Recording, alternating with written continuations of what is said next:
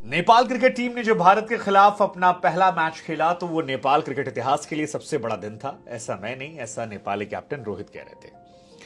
लेकिन इस दिन एक खिलाड़ी जिसने अंतर्राष्ट्रीय पटल पर लोगों को यह बता दिया कि गुरु हम में बहुत दम है और हम पर नजर रखिए, और जिसे नेपाल के लोगों ने कहा कि भाई ये तो हमारा सहवाग है। होता है जब कोई खिलाड़ी अच्छा खेलता है तो पुराने खिलाड़ियों से उसकी अक्सर तुलना की जाती है कि उसकी तरह विस्फोटक बल्लेबाज है। इस खिलाड़ी का नाम है आसिफ शेख, और आसिफ शेख आज कई वजह से चर्चा में रहे। एक चर्चा इसलिए रहे क्योंकि आसिफ शेख नेपाल क्रिकेट के पहले खिलाड़ी हैं जो भारत के खिलाफ अर्धशतक बनाने वाले खिलाड़ी बन गए। अब तक नेपाल ने एक ही मैच खेला है तो जाहिर सी बात है पहला अर्धशतक उनका तो पहले बन गए। लेकिन इसके साथ ही एक और चर्चा उनके इर्द गिर्द रही, वो रही पाकिस्तानी मूल को लेकर। पाकिस्तान के तमाम जर्नलिस्ट ऐसे थे जिन्होंने ये ट्वीट किया, ये पोस्ट डाले कि आसिफ शेख जो हैं उनका रिश्ता पाकिस्तान से है, और कई सारे ट्वीट्स देखने के बाद हम जैसे कई लोगों ने भी मान लिया।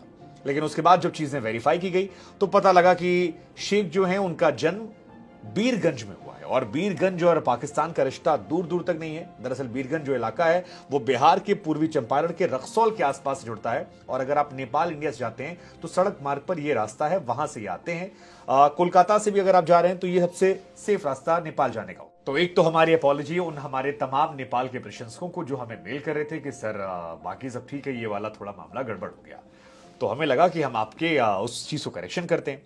लेकिन नेपाल के इस खिलाड़ी को आपको गौर करना चाहिए। गौर इसलिए क्योंकि इसने जब आज अर्धशतक मारा तो ये पहला मौका नहीं था जब इसे नोटिस किया गया। इससे पहले आपको याद होगा एक बार आईसीसी की तरफ से अवार्ड दिया गया था क्रिकेट के स्पिरिट को लेकर, जब इन्होंने आयरिश बल्लेबाज को स्टंपिंग करने से, रन आउट करने से रोक दिया था, और उसके बाद आईसीसी की तरफ से इन्हें अवार्ड मिला था। तो वो एक जो अवार्ड था वो इनके लिए बहुत खास था क्योंकि ये फर्स्ट नेपाल क्रिकेटर हैं जिन्हें ऐसा अवार्ड मिला है। स्पिरिट ऑफ क्रिकेट अवार्ड इन्हें चुना गया था, और नेपाल के पहले क्रिकेटर थे। जिस खिलाड़ी को इन्होंने रन आउट नहीं किया था उसका नाम एंडी मैकबर्नी था। उसी रन आउट ना करने को लेकर इन्हें यह अवार्ड दिया गया था। दरअसल मैकबर्नी जो हैं वो रन ले रहे थे, और रन लेते लेते वो एक खिलाड़ी से टकरा जाते हैं जिससे समय पर क्रीज पर नहीं पहुंचे थे, और आसिफ शेख के पास रन आउट करने का मौका था। लेकिन इस खिलाड़ी ने क्रिकेट के स्पिरिट को दिखाया और उसके बाद रन आउट नहीं किया। ये क्रिकेट की स्पिरिट हाल फिलहाल में काफी चर्चा में रही, खासतौर पर जब पाकिस्तान में शादाब खान का रन आउट हुआ था तब काफी ज्यादा इसकी चर्चाएं हो रही थी। तो इन्हें उस स्पिरिट ऑफ क्रिकेट के तहत अवार्ड दिया गया। ये रन आउट कर सकते थे लेकिन नहीं किया, जो इनके कैरेक्टर को डिफाइन करता है। आई थिंक वहां से इनको लोगों ने हाथों हाथ लिया, इनके बारे में चर्चा हुई।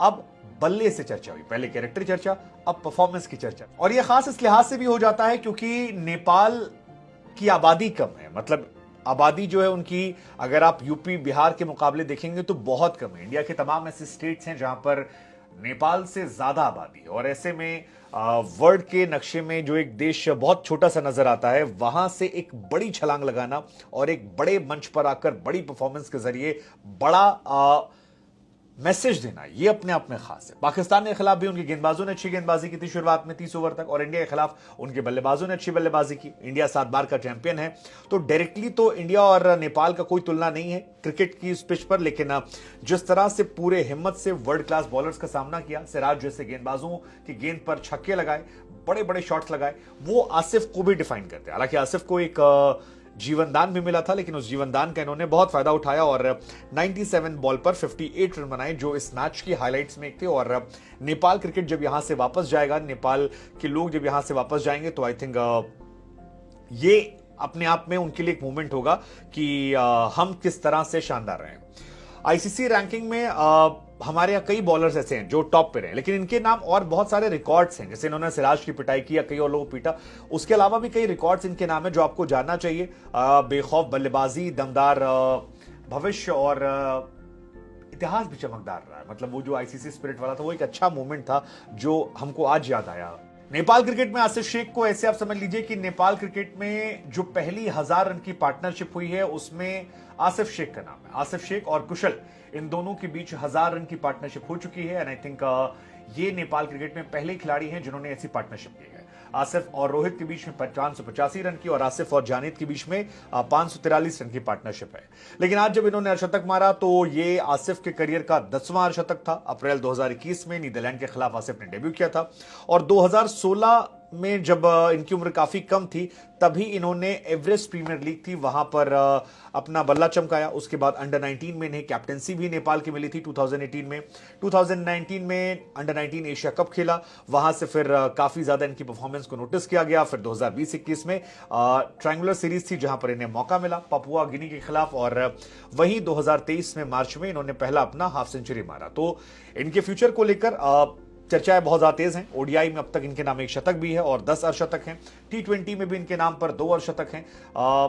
कई सारे और परफॉर्मेंस जो है लिस्ट और तमाम जगहों पर बनाए हैं, लेकिन फिलहाल 3-4 बातें जो हमको लगा कि आपको बतानी चाहिए। एक कि फर्स्ट नेपाली क्रिकेटर जिसने इंडिया के खिलाफ हाफ सेंचुरी मारी, फर्स्ट नेपाली क्रिकेटर जिसने 1000 की पार्टनरशिप की, फर्स्ट नेपाली क्रिकेटर जिसने ICC spirit of the cricketer का अवार्ड जीता, और ये पाकिस्तान से नहीं है, नेपाल के हैं, वीरभूमि के हैं, तो वबीरगंज के हैं, तो वहां पर कोई क्वेश्चन ना हो।